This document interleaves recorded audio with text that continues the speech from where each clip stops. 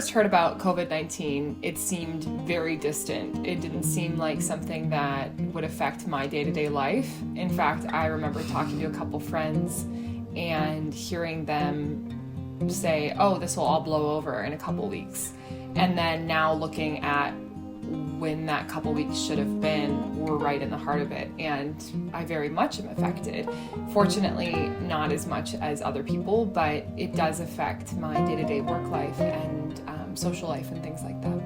My sister first suggested that we move back to Fargo to be with our parents for pretty much the duration of the pandemic, probably just a few days before Governor Walz made the decision to put Minnesota at stay at home. And there was a lot of conflict and a lot of things that went into making the decision to come back to Fargo.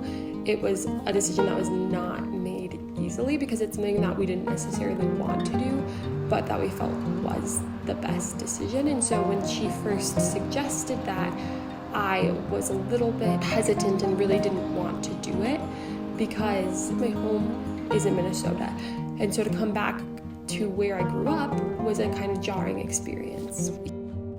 We had a lot of really in-depth conversations about the pros of staying in Shoreview and the pros of moving back to Fargo.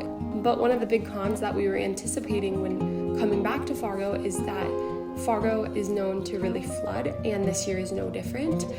There was quite a bit of snow this winter, and now that the temperatures have increasingly been rising, the creeks and the rivers have really been starting to flood too. And that is just a concern because not only are we dealing with a pandemic, but we're also dealing with flooding here. And ultimately, the pros of moving back to Fargo really outweighed the pros of staying there. But it was a really hard and challenging couple conversations that we had to have about that. There are a lot of things that you gain from this decision, and there are a lot of things that you give up. It's difficult to leave your home and not know when you're going to be back.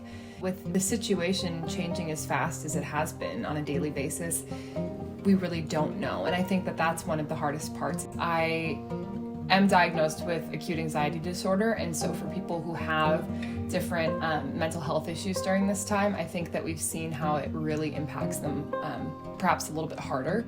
I think it's really easy from a worldly perspective to be fearful of the long-term and short-term impacts of COVID-19. But I think my hope comes from the Lord, and that is truthfully the thing that gets me through it.